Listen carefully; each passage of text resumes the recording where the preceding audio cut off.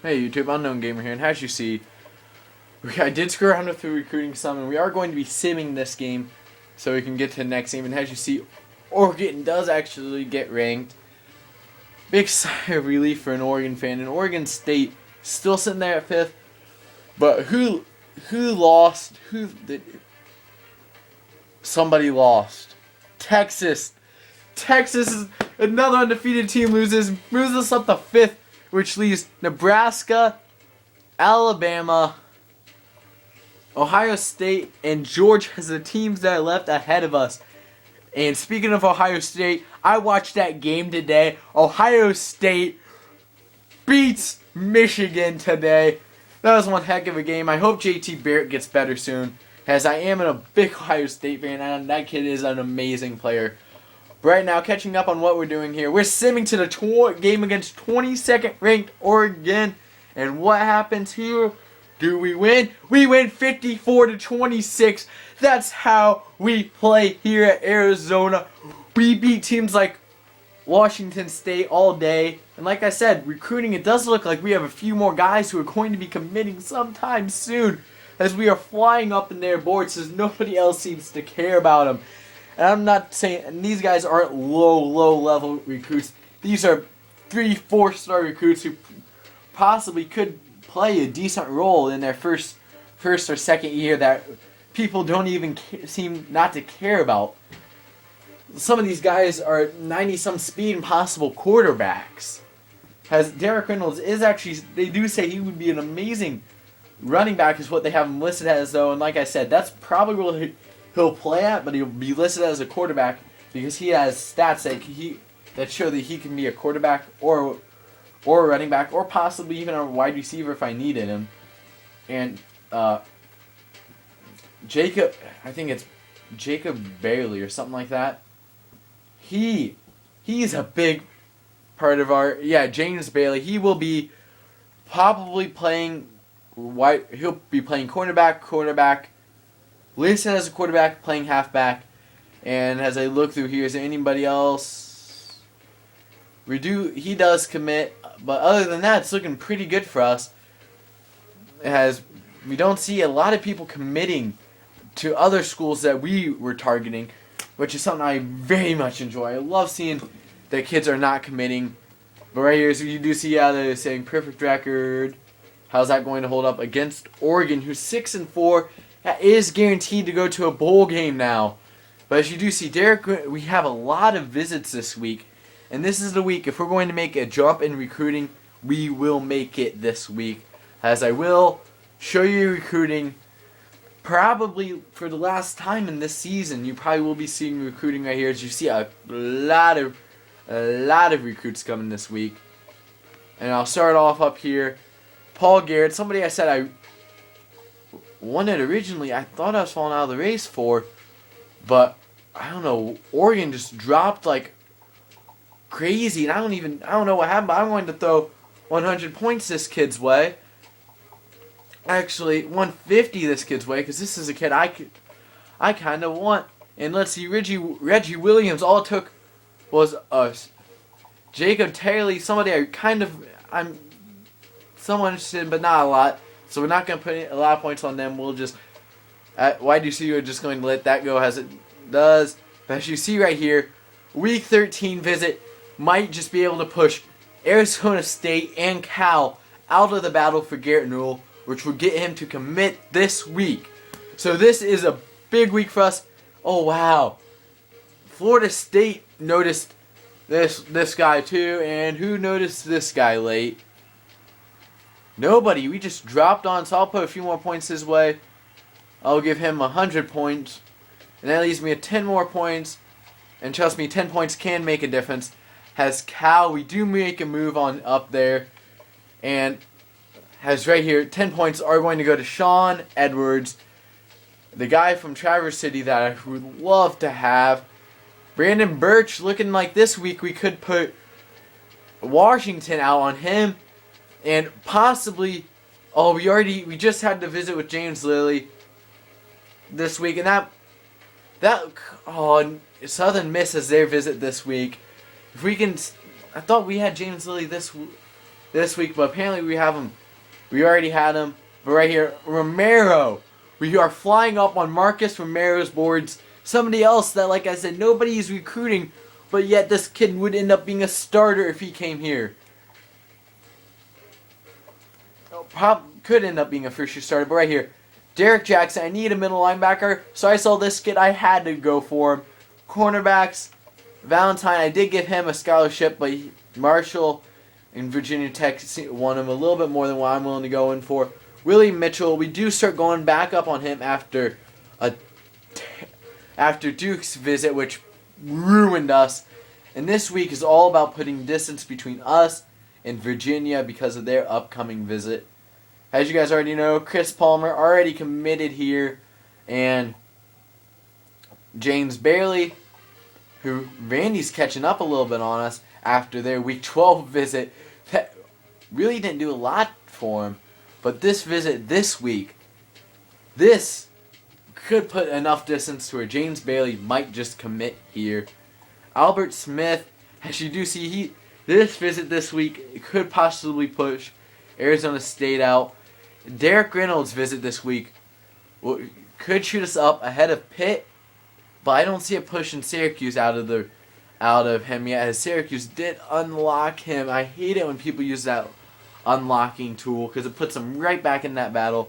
But Dion Hall, we are flying up on this kid's board too, and well, hopefully we can get him to commit, as him committing would mean so much for this school, as it would change our whole course.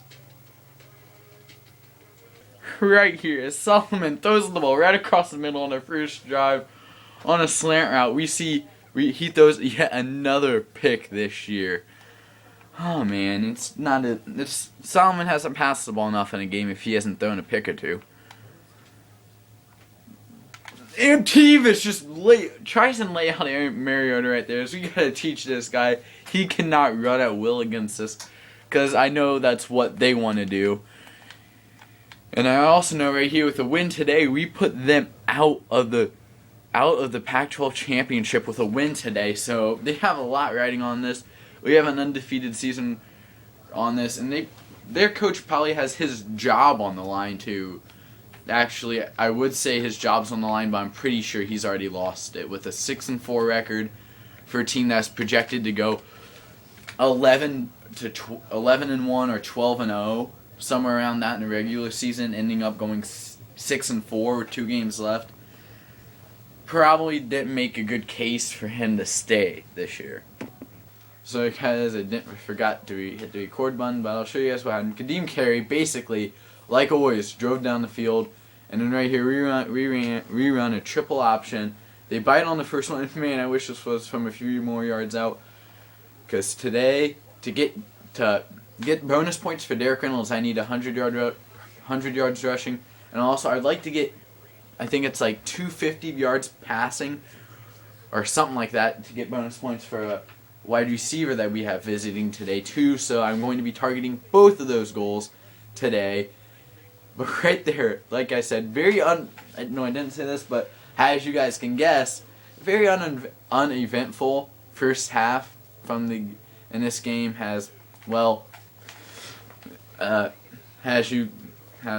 like you can see, it's 7-0 with 2 minutes left in the second half.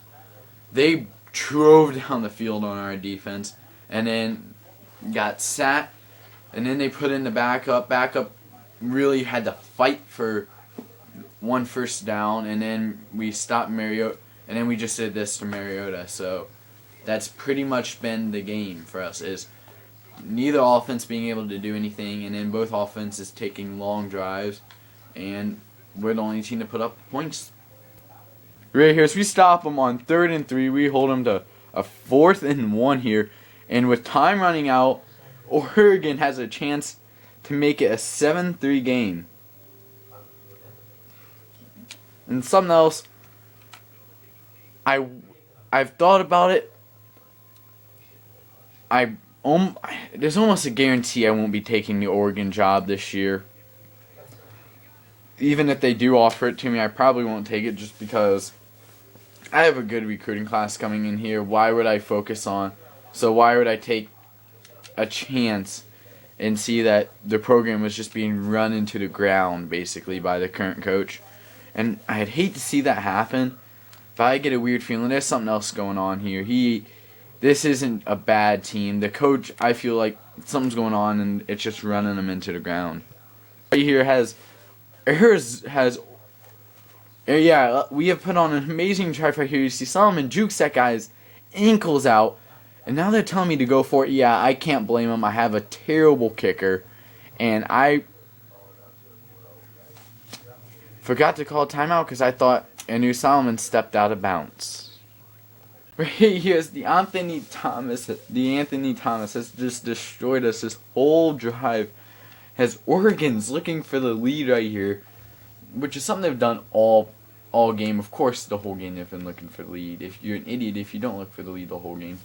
Right here, Fisher comes over to fill the gap, and doesn't do the world's greatest job of it. But Mary actually does do a fairly good job of it. But Mariota gets over there in time, holds the ball. And then luckily for us, I think it was Washington was waiting there for him. And sorry about that. That was my phone going off, I think. Yeah, it was mine. Okay, nothing big. Sorry about that. Probably should turn it off before the video. Oh well, I'm terribly sorry about that. But right here has, once again, Mariota holds the ball and he trips over Thomas. Who I hit the hit stick on. I don't know why I always do that. I always seem to do that whenever they run a read option. And that's the first time that Mariota has tripped over Washington. And that's like the 10th time that Washington has been laying on the ground like that. So, pretty good job from Mariota of avoiding Washington on the ground. But right here we do pull off an amazing tackle to hold him off. Not an amazing tackle, just it was a good tackle to hold him off in the end zone. As we do pull him down, but now we're stuck in blitz mode and having to hold Oregon out of the end zone, which will be a pain because Oregon's one of those teams, they never do bad inside the red zone.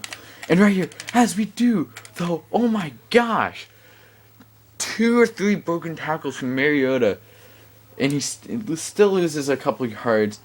It does give us a little bit of breathing room, though. We still bring a blitz A, I think. But who ends up? And Fisher gets the gap right up the middle, but they throw it into the air. Touchdown Oregon as they take a 9-7 lead over us here in the third. Mariota's fired up. You can't really blame him. He's been torching us all game, but he finally finds the end zone. And then now it's 10-7 Oregon over Arizona. And as you see, yeah, USC walks away with a victory against Colorado. Big shocker, right?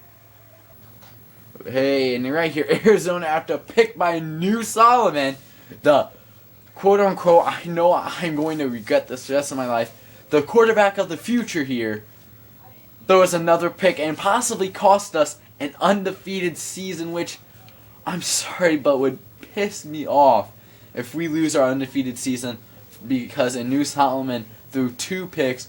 Both those picks were turned into points. If he doesn't throw those 2 picks, we're looking at a 7-7 ball game.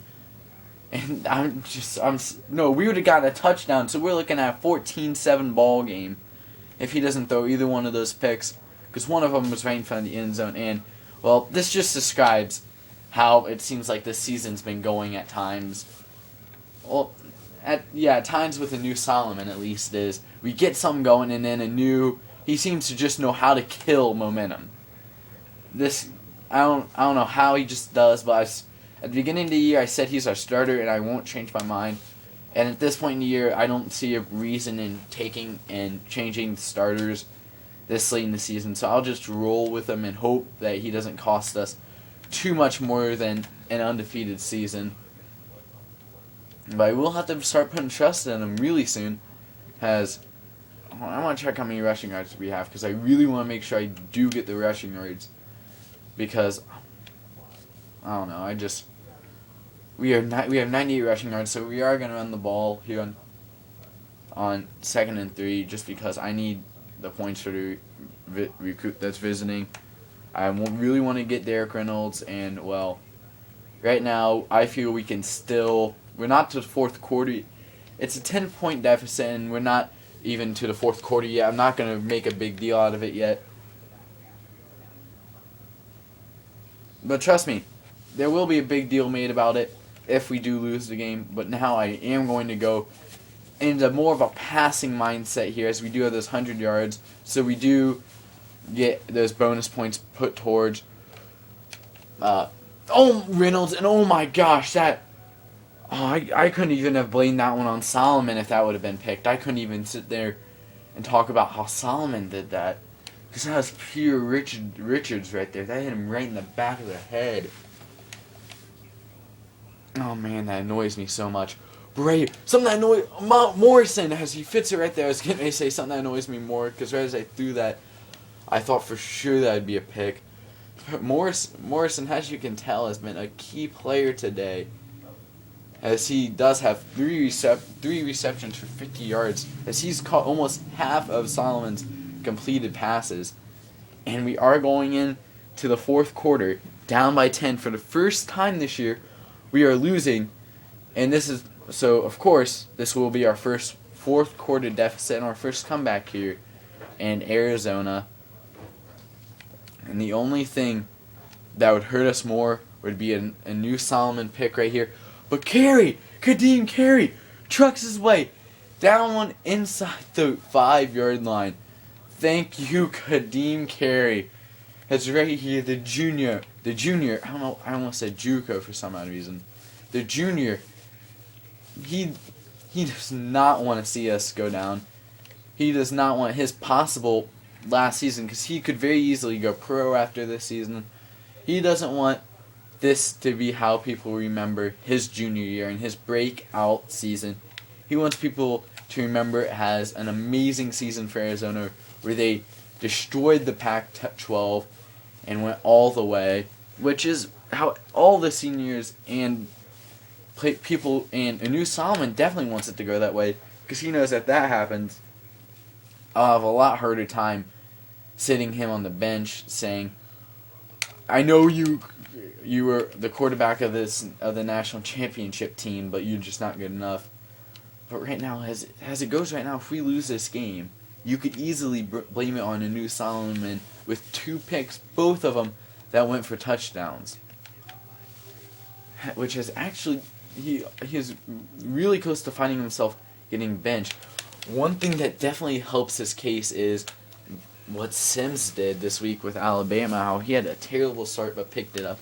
So I know it's no use hoping that Anu pulls something like that off, because Anu's nowhere near that good. But just kind of hoping that maybe Anu can do something that people don't think he can do. And that is lead this team to a comeback. And he has already put us... He's done a decent amount of work to get us right to where we are right now, where we're in the game with Oregon with 4 minutes left. The fact that we're in the game with Oregon, from what many people would have projected at the beginning of the season, us just being in the game with them this late is amazing. But I do not want to see us go down to Oregon, of all teams, Oregon, who have not had a great season but still have a great team, and are still playing up to their skill level. Just not against the computer, but apparently just against me.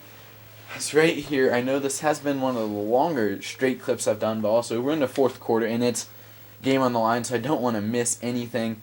And right here, Oregon is taking off. Well, it looked like they were going to take off every second that they could, but they decide not. But they hike the ball. But as you see right here, Anthony Thomas is just, he's the key part of this offense. You take him out, and I'm just focusing on that quarterback, because the only reason I'm dropping back in coverage is because I know one of these times they're just going to pull the ball out on me with Mariota and just have him chuck one deep. But who's out? Now I know what some people are going to say, oh, you're not really sad. No, I truly am, because that was one of the best things that could happen to us, is him keep on running against us, because it would train us for the national championship game, because we're going to face a running back just like him if we get there. And now Oregon is all of a sudden on clock management notice. I wonder what put them in the mind of an idea of clock management and burning down clock. Well, I'm not going to waste my timeout just yet. But yes, as right there, I will call a timeout now, as I'm going to force them to make a 3rd and 14 play here. I'm not going to go in zones, because zones always fail in this game. And Thomas is out for the rest of this game unless it goes into overtime. So basically, this is Oregon's team, unless they somehow can get this game into an overtime and we do push them out of bounds. Ooh, thank the Lord we push them out of bounds there, because that's what keeps us somewhat in this game. And right now, they're going for it on 4th. Why would you go for it here if you're Oregon? That annoys me so much when teams do this in this game, because they seem to do it so much more often than they did in the other games.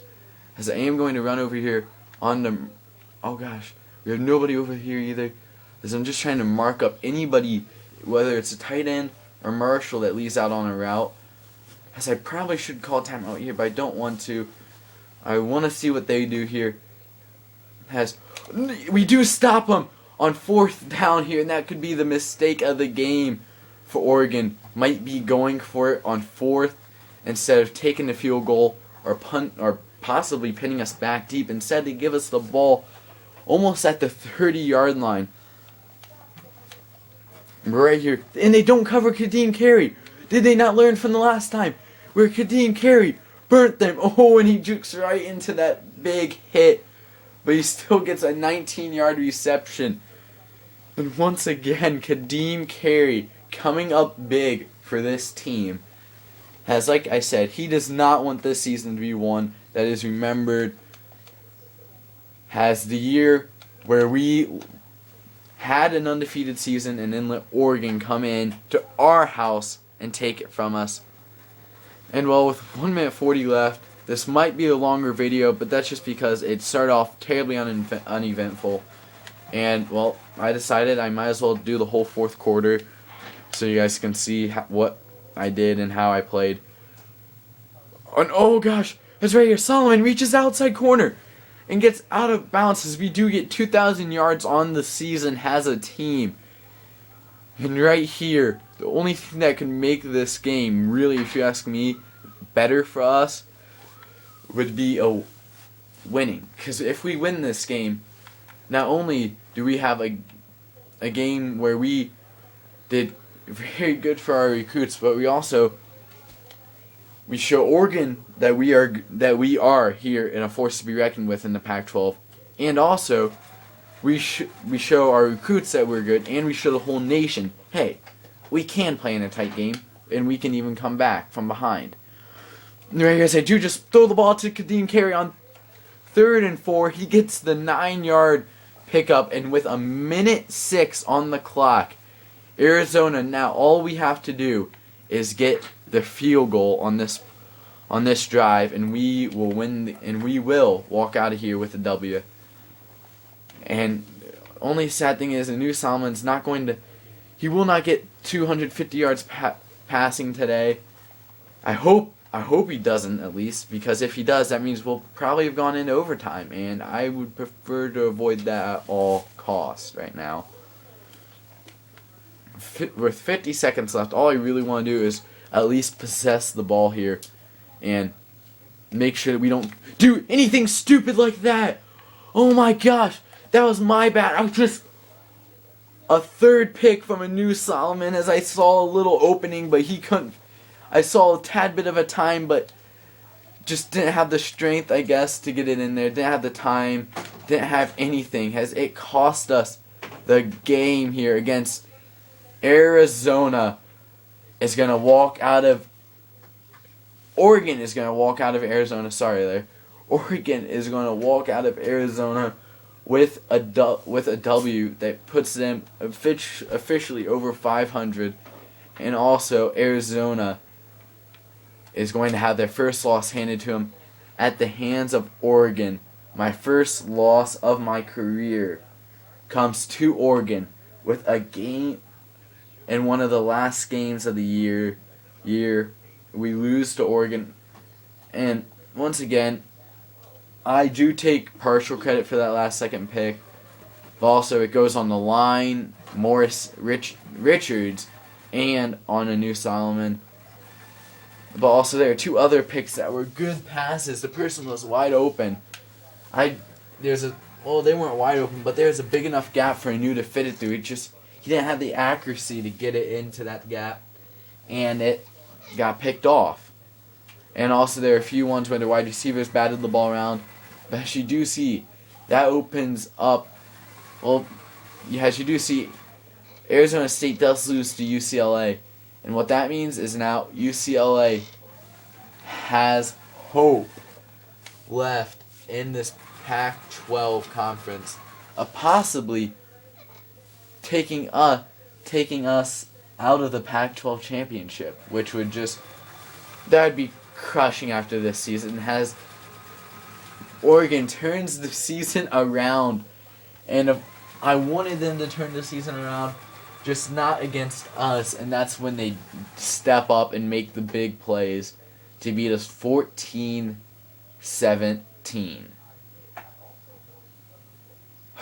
That stings. I'll admit it. That stings right now.